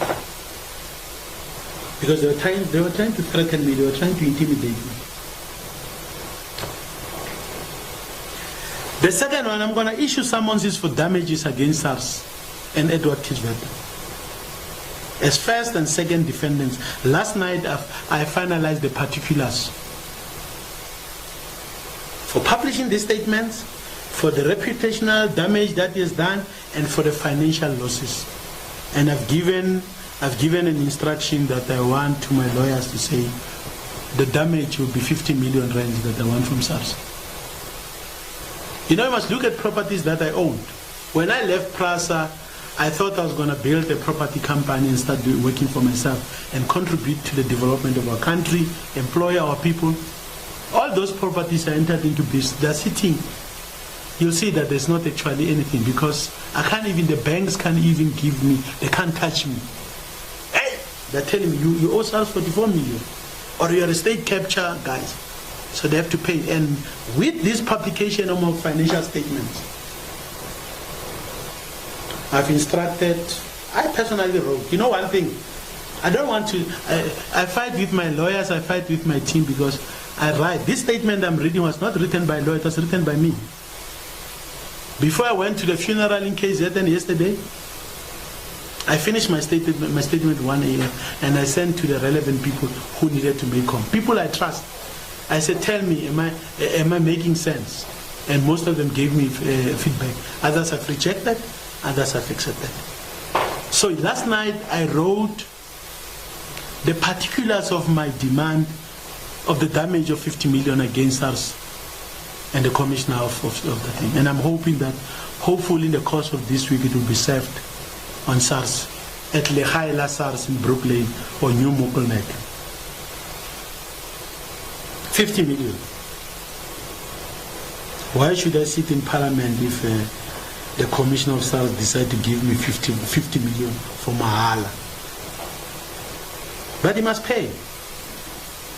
I need to buy a cow so that I can cleanse my house for the insults. You know, as an African, you insult my family, you insult my surname, you must cleanse that. So the price, the premium for that is 50 million. So you must tell the court why he published my information for asking a simple question: where is the judgment? Okay? Share with me these things.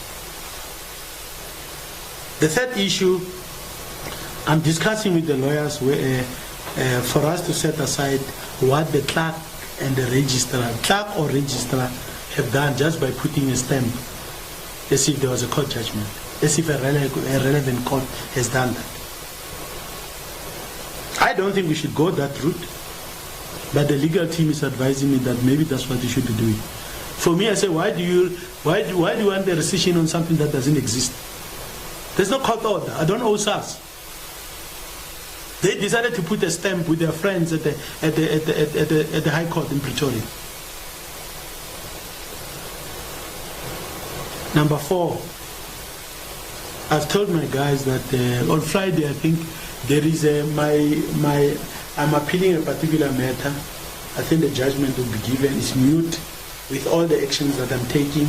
Whether the judge give it to us, and the past 2 weeks I've seen things in Pretoria. Our courts. I know the Chief Justice says, Maya, if you want to make claims, submit, give us the evidence. I don't want to do that. I've seen it with the Supreme Court of Appeal before. I'm seeing it in Pretoria. It's Montana. He can't win, even if it means to promote illegality.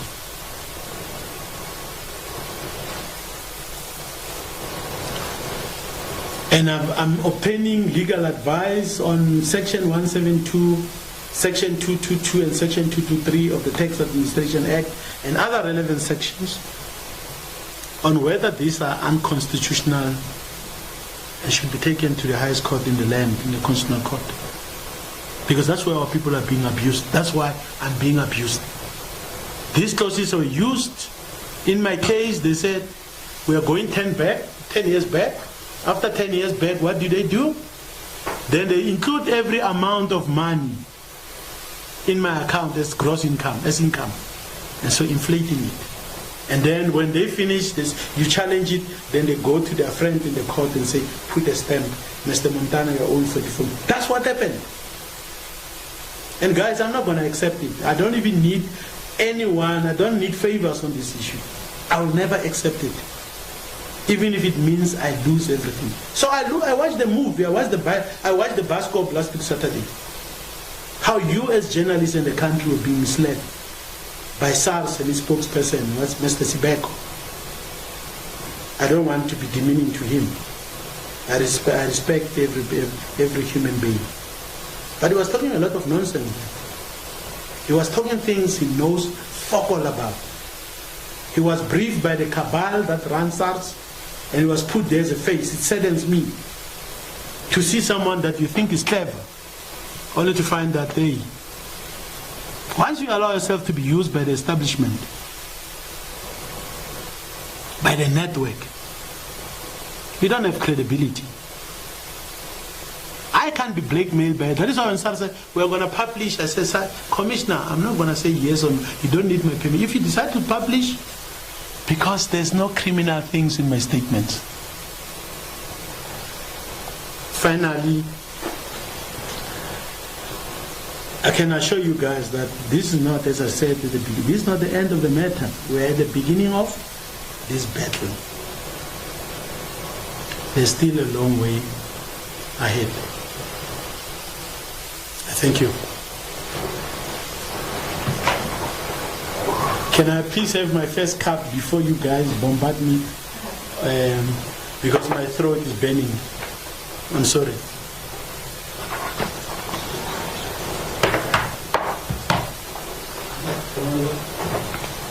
Oh, my apologies. We didn't unlock throughout. My apologies. We wanted people to have a link to this, and Moffat, you should have asked me to do that, so we've locked out quite a lot of people to hear what we had to say. My apologies.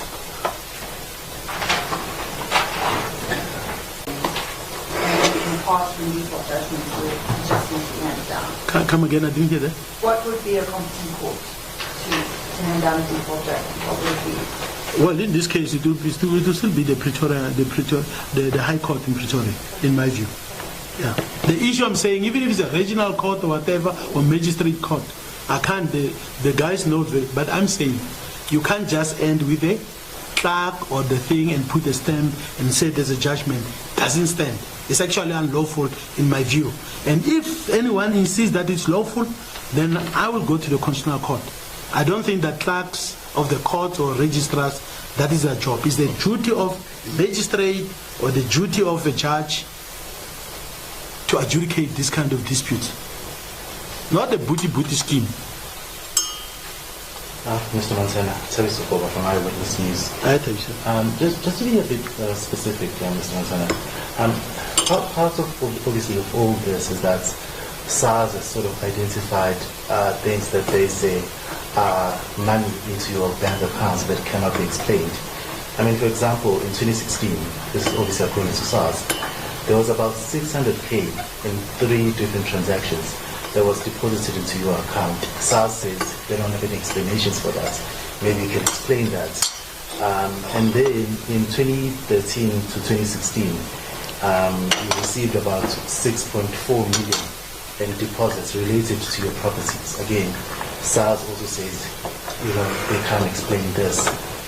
And obviously, I just want to know that for these 2 transactions, the 600K in 1 month in 2013 and the 6.4 million that was deposited in 2 million between 2013 and 2016, where did that money come from? So yeah, I'll just stop for there for now.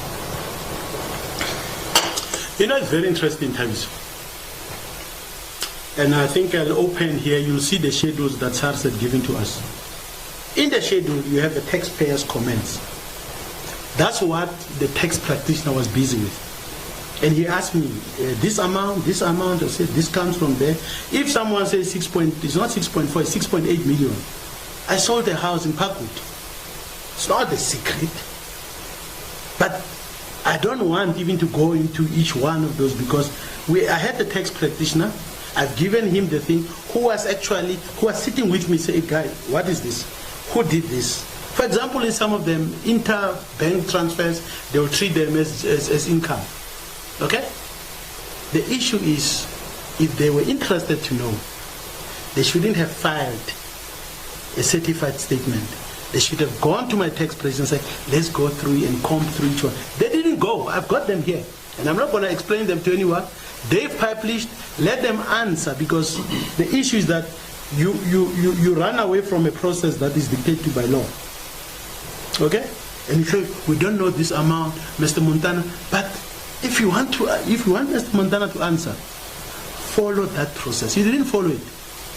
So I'll open, just to give you as an example, on where I indicate this amount comes from this amount comes from that. Okay? But SARS must explain, because they publish, they must tell you where that comes from, because they don't have my comments after they ran to court. Okay? They ran to, what is it called? To file the statement. So for me, it doesn't arise. I'm not interested in it. You know one thing that SARS saved me? With their own shortcuts. I called it in Shitsonga Busofa. They've saved me from even explaining, answering probably to some of these small things that are there. I'm not going to answer. The things are contained. These statements are in the schedules that they provided to my tax advisor, and they left him. They were not interested, because they were interested in trapping me. Now, because they realize this doesn't work, they publish and say, go and ask Mr. Montana where he got this amount. It's not going to work that way. Thank you. Mr. Montana, Junior Commander from News of Africa. Hi, Junior. I think, firstly, just as a point of clarity, we spoke about an audit, I think, that was done in 2018, and initially they had said that you owe about 1.8 to 1.9. This is where it seems to have all started, and then they went back to dig a bit deeper. But in terms of that 1.8, 1.9, did you at the time agree that you owed that amount of money? And also, there's an amount of 5 million that they keep saying that you ended up agreeing that, or a compromise, reaching that compromise. You yourself say that your lawyers did write to them and said that 5 million, you could pay that, I think. But now you're saying that you regret saying that because you feel like you don't owe them anything. Where do you stand right now in terms of that 5 million? Junior, I don't think you heard me properly. And I hope the other guys heard me properly. Maybe I said this thing about regret in jest. I said SARS wrote us a letter on the 1st of August. And in that letter, this was a letter of final demand. In the same letter, they offered what you call remedies that are available to every taxpayer. So I didn't offer this thing. That is why I read what the letter from my lawyers were saying. Okay? That we received this letter, we responded, and then we went to calculate, and you can see that this 5.4 million, what it does effectively, it's actually taking out all the interest and penalties out. Okay? That's the first thing that it does. Because you say it's nonsense, it's unlawful. Secondly, what does it do? It factors in the payment of 917 plus another 300,000 that I paid from the sale of my property in Waterkloof. So that is why we were taking on the remedies that they offered to us. We're not going for settlement. So can you see where we are coming from? So we reject all of these things. But when they offered us remedies, we couldn't say we can't take the remedies. And I don't think they expected me to take the remedies. But in taking on the remedies, we repeated the disputes. And it was very interesting that on Saturday, SARS, when they were answering this issue, they did something very interesting. They said,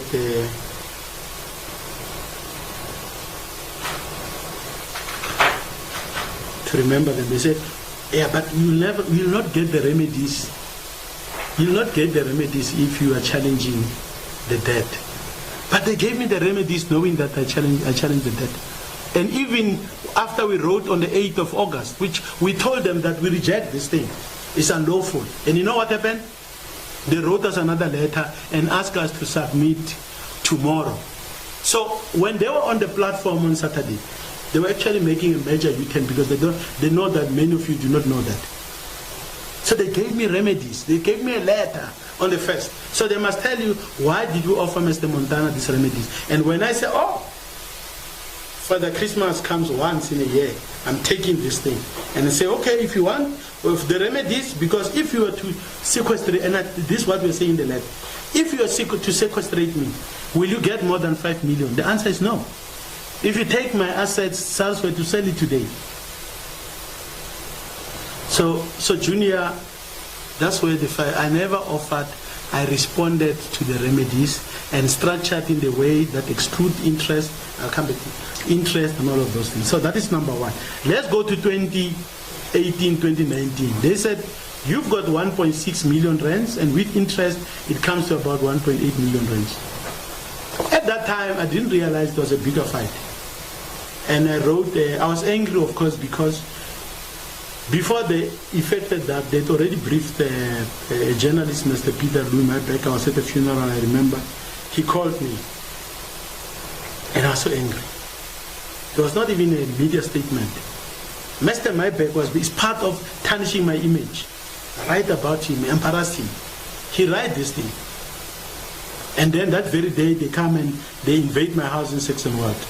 But you know what? Even though I said, and I issued a statement, I think this action is vindictive, it's cowardly. I said all of that. But you know what I said in that statement? And many of you must go and check the statement. I said, if I owe SARS, even though I don't know, and at that time I assumed it was for capital gains tax, I said I will accept the money, and I then made an offer. I said, I'm selling my house in Saxon World, and if it is sold, I'll pay you the money. So the 900, the 300, and the sale of some of my assets came to over 1.4 million rand. That money I paid to them. So this thing that this guy doesn't want to pay tax and everything, he's a tsotsi, he's a criminal, it's just not true. So I didn't even, at that time, but later when they, after I said I'm paying, when the money came in, then they said, no, we are now going to go for 10 years. And you know what they've done in 10 years? They've taken, Tabiso, the question you're asking. So every amount, even you see an amount that comes from my brother, your own brother, you lend each other money. I'm involved in construction, okay? I withdraw money, I pay, you know, all of those things, because you can't look at this in isolation without looking at even what my withdrawals. I had a facility at the bank, and because some of the guys who build, they don't even have accounts. It's not my problem. I pay them cash. I lend them money. So money moves around. But when was SARS supposed to get the answers for those? They're supposed to get it when I appointed a tax practitioner who I've given what we call a letter of authority, a letter of a power of attorney, and they said, no, we are not interested in this explanation. We are going to go run for the certificate, the stamp in Pretoria. So they got the stamp. They must give with the stamp. I'm no longer liable for that. It is that statement. I think that for me, I'm focusing on the 10 million. Thank you so much. Mr. Montana, please news. Kaya News. Yes. Mr. Montana, do you know why SARS went public to disclose that you owe them that money? What has been happening? If someone owes SARS, it's normally broken as news by the journalists as allegations. And even when you go to SARS, people will say that it's an agreement between us and the taxpayer or the individual.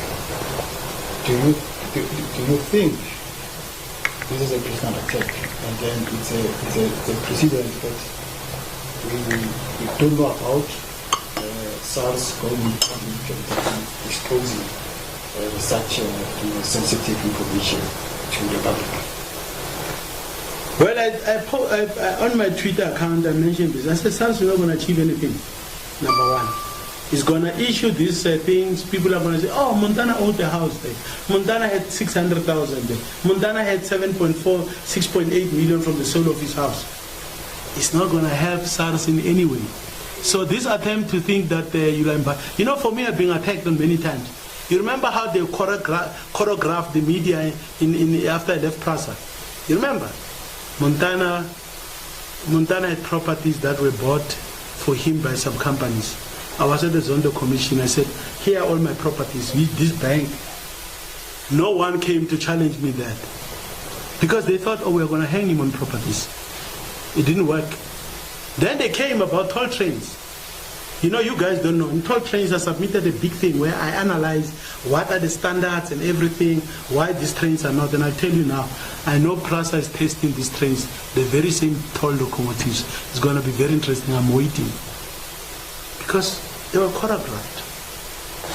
And to answer you directly, SARS is not working alone. As we speak,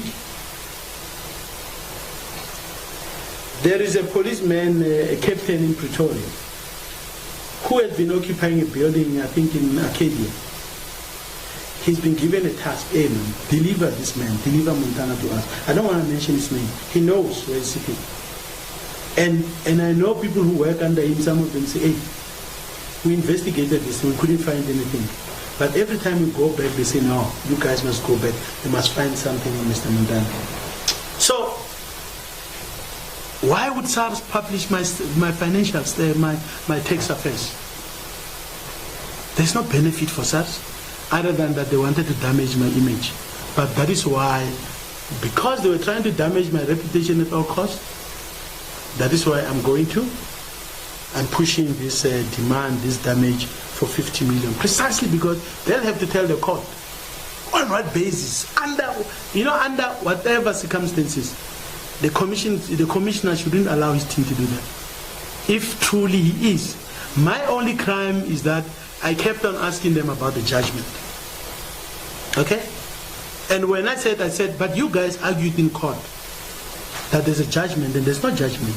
And I went to lay a criminal case of fraud, of perjury and everything.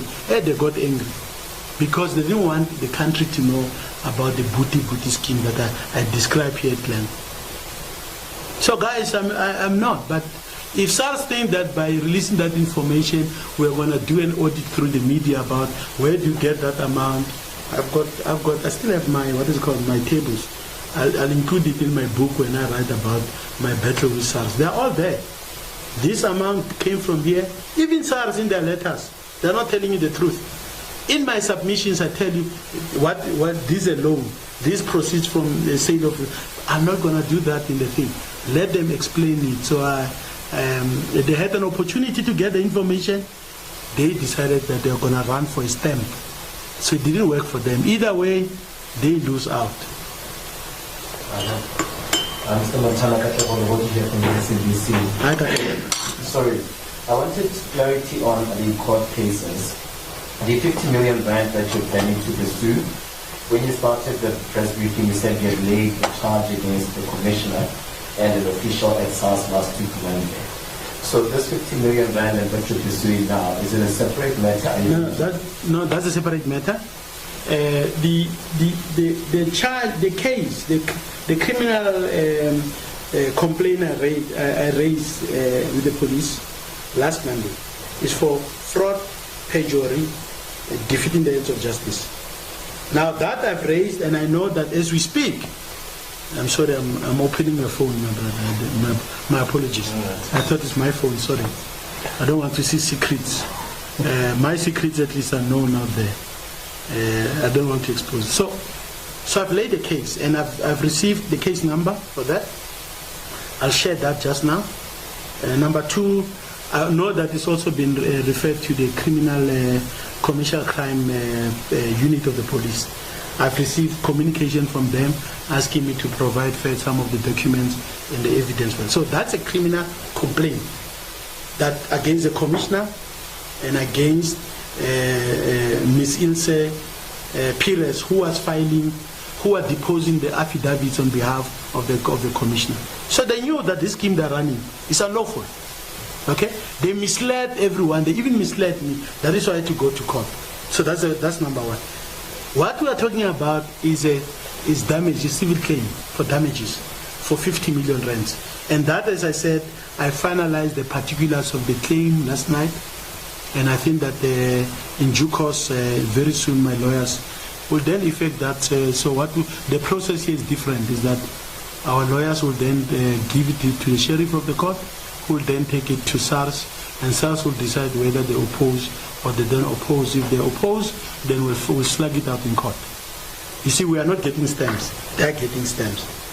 Just imagine if I were to get a stamp and then they give me 50 million. It's a criminal system. So these are two separate cases, yeah. Sorry, on Friday, what is happening on Friday? Because you said you were in court on Friday. Is this for the civil complaint? No, it's none of the two. This is the ongoing fight that we're having. You remember they're having a sequestration thing? You'll see when you see the statement, I'm dealing with the timelines. They're having a sequestration application against me. Okay? Because I didn't submit what you call an answering affidavit. They wanted to proceed, so I asked for what you call condonation. Okay? So this is about, it's a technical thing, it's a condonation. But for me, I think it's mute, because in the bigger scheme of things, I think that the water has passed over the bridge. Whatever decision is made, the steps that I mentioned, they override that at all, yeah. So that is part of the ongoing. So there will be many different cases happening. Some will relate directly to the matter. I don't think, and you can see from my 5 points on way forward. The SARS sequestration thing is based on illegality, based on what I've described. So I don't think there'll be any court, even if the court were to say Mr. Montana should not be given the right to submit his answering affidavit. I think it's not in the interest of justice not to be given, considering also the amounts that are there. I think it's the interest of justice that I be allowed to come and fight the case, number one. But number two, I think that we are going to ask the court even to stall or to, what is the right word in law they use? To put on hold the sequestration thing until we've made a determination whether the stamp issue, okay, is lawful or not. And I don't think it's lawful. So, because the sequestration is based on that. So you want to sequestrate me on the basis of 44 million, which was unlawfully gained. So that these are the details. These are the complex issues that are there. Which court do you have? It's a high court in Pretoria. I don't know the case number, but I could get the details whether it would be A or B in the high court in Tswana. But look, it doesn't deal with the substance. It's where the judge will decide whether my appeal against his decision not to allow my answering affidavit is sustained or not. So that's what we'll be doing here. But the battle is long, my brother. Friday won't resolve this thing. It will be that SARS will still then have to come back to court to say Mr. Montana was denied. And if you can see my point 3 in my way forward, I'll also have submitted in court an application that they declare the entire process as unlawful. So if you have it unlawful, it's illegal, why would the sequestration be based on that illegal action be allowed? So that's this fight. It won't be one court. For me, you can just imagine from a cost point of view what is happening. It's costing me a lot of money. Money I don't have. I have to go and borrow money, lend money from people to be able to keep the guys going, so that it's a fight. You can't allow to drop the ball on this kind of things. So these are different cases, but I think that separately we can explain them as to the procedures. Yeah. Are we done? I have a question. What is your plan with Parliament? You've alluded to leaving. Is that what you're considering? No. I'm. Why do you want me out of Parliament? No, I didn't say I want that. Sorry, Heidi. No, I'm not leaving Parliament. I'm still in Parliament. Okay. I'm still a loyal member of Umkhonto Wesizwe. Of course, when I came to Parliament, at that time I dedicated to the leadership.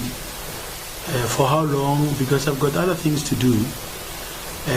But ultimately it's a decision of my party.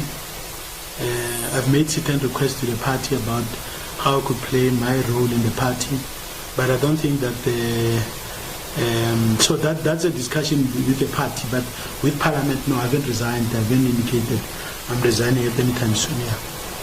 But remember, I mentioned in the context of the fight against SARS here, that maybe I should dedicate full time to mobilizing our people to fight against SARS. Thank you.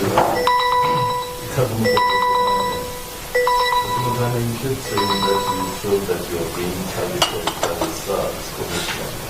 Now, can you please tell the public as to why would the SARS Commissioner be targeting you? Well, I'm actually targeted by network.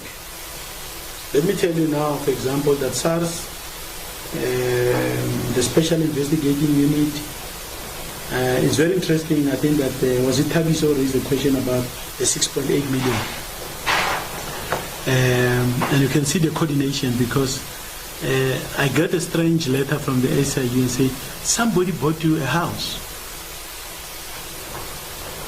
And I look at this, very interesting. And they say, we're about to make a finding about it. I look at this thing. And I say, but this is madness. And I said, no, nobody bought a house. I sold a house. That's the 6.8 you're talking about. I sold a house at number 10 Newport Road in Parkwood. Okay? And I explained even during Zondo's commission, they said, the 6.8 was spent, 2 million, cancelled the bond with ABSA, 2 million I paid deposit for in another development, and 2.3 of that amount I paid for the property that I own in Pretoria now. Okay? So you could see that as SARS, and part of why SARS doesn't want to recognize, and I'm answering, I'm trying to connect for you, Mr. Makwako. So SARS doesn't want to recognize the 2 million I paid as deposit from the sale of that property. Okay? The 6.8, it is paid to the bank, it's paid to this, it's paid to this. But they only select 2 million. You know what? Because if they don't recognize the 2 million, it's coming from me from the sale of the property. Okay? They're basically saying, oh, he got this money from somewhere else. But they can see that it's coming from the same source. It's coming from the conveyancer who was busy with the sale of the property. And they even know who purchased the property. So I then realized, oh, it's working together. And then let me mention this captain in Arcadia. Because he called people for the past 8 years or 10 years. He has been summoning people in Pretoria. And you know what, all of them who come from there, what did they tell me? We were called to Pretoria by this captain. And he tells us very straight, tell us about Montana. So the state is investing so much money to make sure that, so it's SARS, it's SIU, and it's these guys. I don't know, I think that I don't think special crimes, but I think that is I suspect it's on the Hawk side. So, number two with SARS, to answer you even directly, SARS has been working with wrong people. And I raised that with them. Okay? SARS worked with wrong people. And I happened to come across them in my fights with them. So because you remember I made a statement at the Zondo Commission, I said, don't tell me about SARS, I believe it's involved in crime. You remember at that time? And I said to Justice Zondo, please invite me, give me time to talk about this thing. He didn't want to do that. And SARS got angry with me. So it's not only these charges I created about them, it's what I said about them, because I wanted to show the link.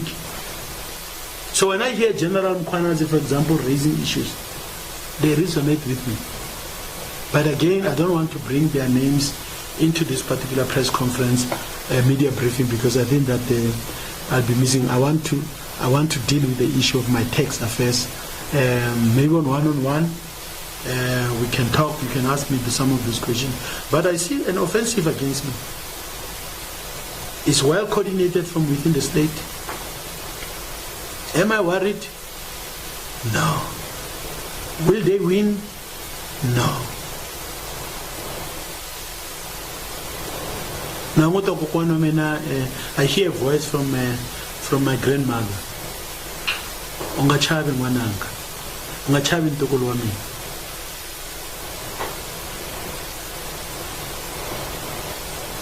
So whoever doesn't believe this thing, the booty scheme, you have to ask you in the newsrooms or your lawyers, how does it happen that people with they can condemn you for 55 million just with a stamp?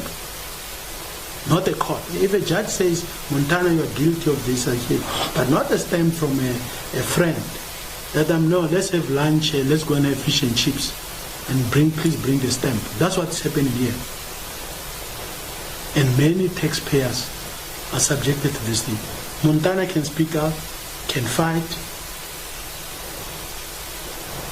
but what about the many other South Africans who cannot do that? Is there an opportunity to still resolve these matters with SARS in out of court? At this point in time, Junior asked earlier on to say the settlement, the 50 million that you're touting here, is it something that is still up for consideration, or at this point in time, this matter will be in the courts? Again, I'm asking around the communication with SARS. You mentioned earlier on that you appointed a firm to look into your tax matters. Is that where the communication, or how the communication is going even now? Are they the ones that are handling the mandate has been terminated of the tax advisor, because the tax advisor was to respond to all the schedules and all the findings, including what you raised, Habis. Okay, all the issues they find, they put them in schedules and say, how do you respond as a taxpayer? So we were in the middle of doing exactly that. Okay, and then they went to take a stand, and they say, turn around, they say, we've got the judgment against you. Okay? I don't want to become some kind of a hero, and when SARS say, let us talk. But SARS, no, they can't talk to me on the basis of 85% interest and penalties. Okay? If we have to fine, like in 2018, I don't know who asked it, or it was a Junior who asked about 2018, was Eugene. Now in 2018, I didn't ask the details. I told SARS, even though I was upset, because I don't make emotional decisions. I said, even if I'm unhappy with you briefing a journalist before we deal with this issue, I'm prepared. I'm selling one of my properties, the proceeds of that, and didn't get a cent. All the proceeds went to SARS. If I have to do that today, for us to set this madness, I'm willing to talk to SARS. Okay? But if you think you're going to impose illegality on me, I won't accept that. And secondly, I think that SARS needs the commissioner. People said Edward has done well, Keith Vetter has done well, Mr. Edward. Let me not undermine him. Let me show respect. He's occupying an important position. But if there's a blot in what he has done, people say he's done well. And if indeed he has done well, before, because I think the president extended his term, you remember, of the commissioner. I think what he should be saying is that before I leave, I'm going to dismantle this thing that is terrorizing our people. He must dismantle this booty scheme and ensure. But I'm always willing to talk to SARS. My house in Waterkloof is a walking distance to SARS.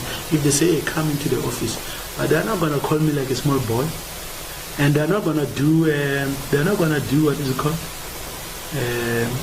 Audit through the newspapers and the media. That chapter is closed. They've closed it themselves, not me. So why would I go back and start searching for documents of 20 years? And you remember, I didn't have a bank statement for many years. I don't even remember. You know, guys, you don't know. When I went to Parliament, you know that. And let me say on a light note, when I went to Parliament, I didn't have a bank account because the guys decided that arbitrarily they closed. So the first 3 months in Parliament, there was a problem. I had to find an account for them to pay me, and they said, but you have to find an account. I said, no, but give it to me in cash. I was joking.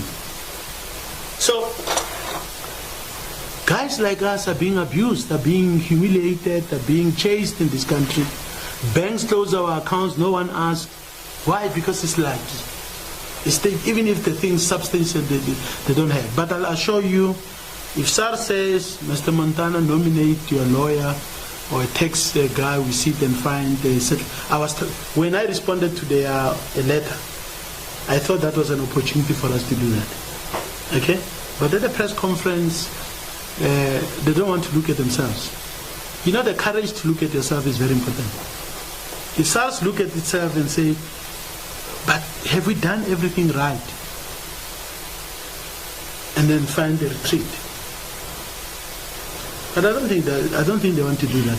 But yes, I think that there's always a possibility for a settlement, and I think it would be foolish of me to try and close off onto that. I'm not fighting someone, the commissioner personally, or any of his team.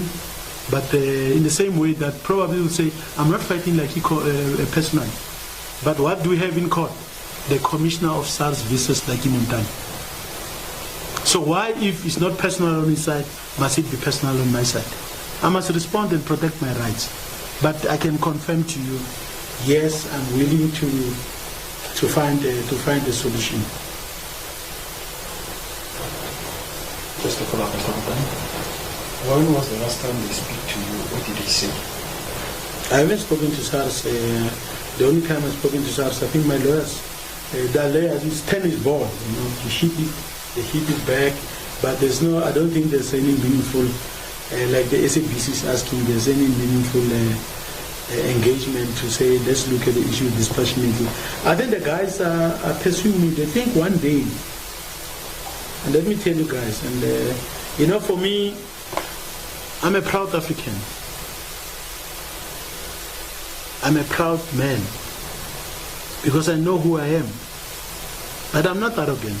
But let me put it very clearly. SARS, SIU, Hawks, or the leadership in this country, they're not going to feed on my carcass. They will not have the honor to bring me down and have vultures feeding on my carcass. The day I'm going to leave this world is because God or my ancestors will say, now is the time for you to come and rest and sit with us. Not all these people. I respect them. I even love them. Do I fear them? I don't fear them. And that is why when SARS publishes this thing and they think they're going to audit me through the newspapers because they're afraid to see that SARS has broken the law. And because they've broken the law, they don't want to be held accountable. The answer to breaking the law is that we are going to publish Montana's thing. He has money in his but who doesn't know that I was dealing with properties? I was dealing with properties. It's a fact. I mean, really. But I'm not going to submit making new submissions. My tables are there. You'll see there my comments on property, on cash, on all of that I've answered. But they decided they don't want that information. They no longer want the tax practitioner to complete that work. They're going to get a stamp. Now they've got a stamp. What are they going to do? To show that the route they've taken has backfired. Okay? They're not getting anything. They're not going to get anything from me. Let me tell you guys. SARS is not going to get anything from me. And if anyone invade my house without a court order, then there's going to be a fight. But if they come and say the court gave us these properties and there it is, I'm not even going to further go for it, take them. But if they come to my house tomorrow on the basis of a stamp that doesn't come to a court, it's unlawful. And I'll treat them as criminals. And they experienced that in Saxon World when they broke into my house because there was a bit of a fight there.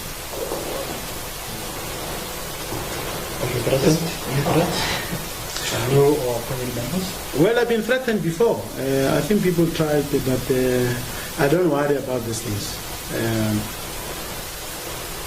Mr. Montana, Junior, just for clarity, on the civil case, is it on the fact that they got the stamp illegally, or is it on the tax publishing your tax information? Because they are saying that according to section 67, I think, they can publish your information. No. I just want to clarify that. No. Actually, it's bullshit what they're talking about. They've said the commissioner must defend SARS. And in my letter, when I rejected their ultimatum, I said SARS is not under attack. I never attacked SARS. The issue is you breaking the law. So I laid a criminal case based on that. Fraud, perjury, and I'm not withdrawing from that. Of course, we know the process. The court, the prosecutors will decide whether the matter must be. But I've laid the criminal case there. Then let's talk about the civil case. This is me pursuing damages for what SARS has done to me. I've lost a lot of money. I'm sitting with properties which I can't even put a roof on. Okay? So that is a claim, and that is why I'm saying I did finalize the particulars of the claim, of the damage, and that is for 50 million. That's what I'm going for. Those are two separate matters. Are we done? Last round. 3, 2, 1, gone. Thank you guys. Thanks for coming once again. And thanks to those, Moffat, did we have people connecting? Yes. Okay. Thanks very much. I really appreciate it. Thank you.